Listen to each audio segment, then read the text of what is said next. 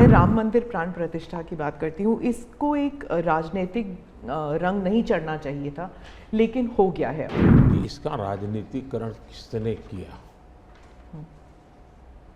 और इसको आज की घटनाओं से मत, जब हमारा जन्म भी नहीं हुआ था, हमारी पार्टी पैदा भी नहीं हुई थी, उस समय अदालत में ये मामला निपटाया जा सकता था।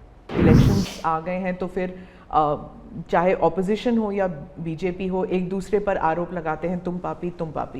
ये एक ऐसा हथियार हाथ में है जो हथियार वोट बैंक पॉलिटिक्स के लिए मजबूती का एक दांव है, इसलिए उसको पकड़ के रखा गया और बार बार उसको भड़काया गया। कांग्रेस कहती है कि इसका राजनीतिकरण बीजेपी ने किया, इसलिए वो पापी है। बीजेपी कहती है कि न्योता देने के बावजूद आप प्राण प्रतिष्ठा में आए नहीं, इसलिए आप पापी हैं। सारे आपके गुनाह भूल करके घर में आकर के आपको इनवाइट कर रहे हैं और नए से व्यवहार शुरू करना चाहते हैं, आप उसको भी उस पुराने मिजाज से ठुकरा दे, तब लगता है कि आपके लिए वोट बैंक एक बहुत बड़ी आपकी मजबूरी है। मैं राम मंदिर प्राण प्रतिष्ठा की बात करती हूँ। इसको एक राजनीतिक रंग नहीं चढ़ना चाहिए था, लेकिन हो गया है। और जब इलेक्शंस आ गए हैं तो फिर चाहे ऑपोजिशन हो या बीजेपी हो, एक दूसरे पर आरोप लगाते हैं, तुम पापी तुम पापी। कांग्रेस कहती है कि इसका राजनीतिकरण बीजेपी ने किया, इसलिए वो पापी है। बीजेपी कहती है कि न्योता देने के बावजूद आप प्राण प्रतिष्ठा में आए नहीं, इसलिए आप पापी हैं। तो इसे आप कैसे देखते हैं? पहली बात है कि इसका राजनीतिकरण किसने किया और इसको आज की घटनाओं से मत, जब हमारा जन्म भी नहीं हुआ था, हमारी पार्टी पैदा भी नहीं हुई थी, उस समय अदालत में ये मामला निपटाया जा सकता था, समस्या का समाधान हो सकता था। भारत विभाजन हुआ तो विभाजन के समय ये तय कर सकते हैं, चलो भाई इतनी इतनी चीज़ें ऐसा कर लो, वो नहीं किया गया। क्यों? कि एक ऐसा हथियार हाथ में है जो हथियार वोट बैंक पॉलिटिक्स के लिए मजबूती का एक दांव है, इसलिए उसको पकड़ के रखा गया और बार बार उसको भड़काया गया। अब जब ये अदालत के अंदर मामला चल रहा था, अदालत में अभी जजमेंट ना आए वहां तक कोशिश की गई। न्यायिक प्रक्रिया से होना चाहिए तो हमारा संविधान हमें कहता है और सरकार की तो जिम्मेवारी है, लेकिन उसमें भी अड़ंगे डालना, ये क्यों? क्योंकि उनके लिए ये राजनीतिक हथियार था, ऐसे लोगों के लिए। और देखिए राम मंदिर का, ऐसे लोग हैं राम मंदिर कर रहे हैं, तुम्हें मार देंगे, ऐसा करके वोट बैंक बनाने का एक तरीका था। अब हुआ क्या, राम मंदिर बन गया तो उनके हाथ से वो मुद्दा ही चला गया। अब वो किसी को डरा नहीं पा रहे हैं, राम मंदिर आ जाएगा, आ गया, कुछ नहीं हुआ, आग नहीं लगी कोई।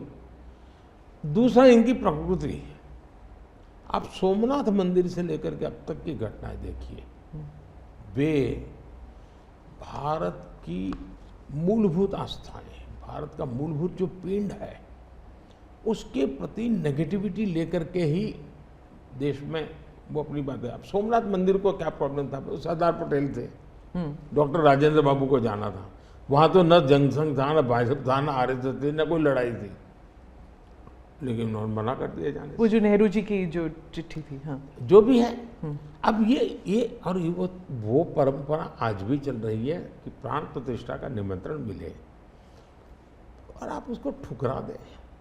सचमुच में तो आपको गर्व होना चाहिए कि ये राम मंदिर निर्माण करने वाले जो भी लोग हैं, जिन्होंने संघर्ष भी किया है, वे आपके सारे पाप भूल करके, सारे आपके गुनाह भूल करके घर में आकर के आपको इनवाइट कर रहे हैं और नए से व्यवहार शुरू करना चाहते हैं, आप उसको भी उस पुराने मिजाज से ठुकरा दे, तब लगता है कि आपके लिए वोट बैंक एक बहुत बड़ी आपकी मजबूरी है। और उस वोट बैंक के चलते इस प्रकार की चीज़ें होती रहती। और ये किसी को नीचा दिखाना, किसी का अपमान करना, ये अपना अधिकार मानते हैं। और मैं कभी कभी कहता हूँ, ये तो नामदार है, हम तो कामदार है। अब मैं नॉर्थ ईस्ट जाऊँ, वहाँ के लोग कोई कपड़े पहना दे, मैं पहनता हूँ, उसकी भी मजाक उड़ाना। यानी हर चीज़ की, मैं तमिलनाडु जाऊँ लुंगी पहनूँ तो उनको लगता है देखो ये कर रहा है, वो कर रहा है। मैं हैरान हूँ जी, इतनी नफरत लोकतंत्र में नहीं होती है, नहीं होनी चाहिए। देखिए हमारे लिए, मैं मानता हूँ ये न राजनीति का विषय हम लोगों के लिए है, न होना चाहिए और न कभी होगा। हमारे लिए एक जबरदस्त आस्था का विषय है जी। और ये कोई प्रभु राम का संबंध कोई मेरे कारखाने में नहीं आया जी, हजारों साल से है और दुनिया के अनेक देशों में है। जब ये राम मंदिर का निमंत्रण देने के लिए ट्रस्ट के लोग मुझे आए, उन्होंने ठुकरा दिया। मैं सोचने लगा इतना बड़ा मुझे दायित्व दिया जा रहा है, मैं अपने आप को योग्य क्या कैसे करूं, अपने आप को योग्य कैसे बनाऊं। तो मैंने कुछ लोगों की एडवाइस ली, कुछ संतों की, कुछ जानकार लोगों की, मेरी स्पिरिचुअल लाइफ से जुड़े हुए कुछ लोगों को मैंने पूछा कि भाई मैं इसको एक प्रधानमंत्री के रूप में इस कार्यक्रम को नहीं लेता हूँ, एक राम भक्त के रूप में करना चाहता हूँ, मुझे क्या करना। उसमें से मुझे सुझाव आया, तो सुझाव तो बहुत, लेकिन मैंने फिर कुछ अध्ययन भी किया और मैंने मनोमन तय किया कि मैं 11 दिन का अनुष्ठान करूँगा। और मैं ज़मीन पे सोता था, नारियल के पानी पर रहता था और तय किया मैं प्रभु राम जहाँ जहाँ गए थे उसमें जहाँ भी मैं जा सकता हूँ जाने का प्रयास करूँगा। और वहाँ मैं अपना, जब मैं श्रीरंगम मंदिर में गया, दक्षिण भारत में, हाँ। दक्षिण भारत में, और कम्ब रामायण का मैंने पाठ किया वहाँ, तब मुझे वहाँ के लोगों ने बताया कि साहब 800 साल पहले जब कम्ब रामायण की रचना हुई तो पहला पाठ इसी जगह पे हुआ था। और मैं देख रहा, सबके आंख में आंसू थे। ये जो मैंने अनुभूति की है साउथ में खास करके, यहाँ बैठे हुए लोगों को अंदाज नहीं आएगा जी कि क्या भक्ति है, क्या आस्था है और कितनी पवित्रता है उसमें।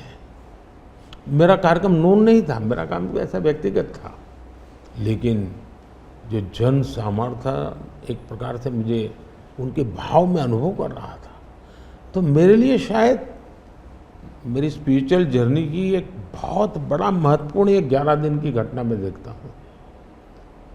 मैं और राम मंदिर प्राण प्रतिष्ठा को मैंने बहुत गंभीर लिया था जी। मैंने एक इवेंट के रूप में नहीं लिया था जी, मेरे लिए वो इवेंट नहीं था। वो एक स्पिरिचुअल मूवमेंट था आपके लिए? मैं मानता, मुझे दिखता था वो 500 साल का संघर्ष, मुझे दिखता था 140 करोड़ लोगों की श्रद्धा, सपने, और देश के गरीब गरीब लोगों ने पाई पाई देकर के मंदिर बनाया है जी। ये मंदिर 3 चीज़ें मैं देखता हूँ। एक, 500 साल का अविरत अखंड एक निष्ठ संघर्ष, लाखों लोगों का एक काम के लिए बलिदान। दूसरा, लंबी न्यायिक प्रक्रिया, इतने सालों की न्यायिक प्रक्रिया, और न्यायिक प्रक्रिया के हर तराजू से तुल करके निकला हुआ, कसौटी हुआ। दूसरा, टेक्नोलॉजी का उपयोग, ASI के द्वारा उसकी खुदाई, सबूत, ये एक बहुत बड़ा। और चौथा, हिंदुस्तान के कोटि कोटि लोगों ने 1-1, 2-2, 5-5 रुपया जो भी दे सकते हैं दे करके ये मंदिर बनाया है। ये मंदिर सरकारी खजाने से नहीं बना है। ये ऐसे पहलू हैं कि जो भारत के स्वाभिमान को, भारत के सामर्थ्य को, भारत के सपनों को, भारत के संकल्प को और भारत के आने वाली पीढ़ी को बहुत बड़ी प्रेरणा देने वाले हैं।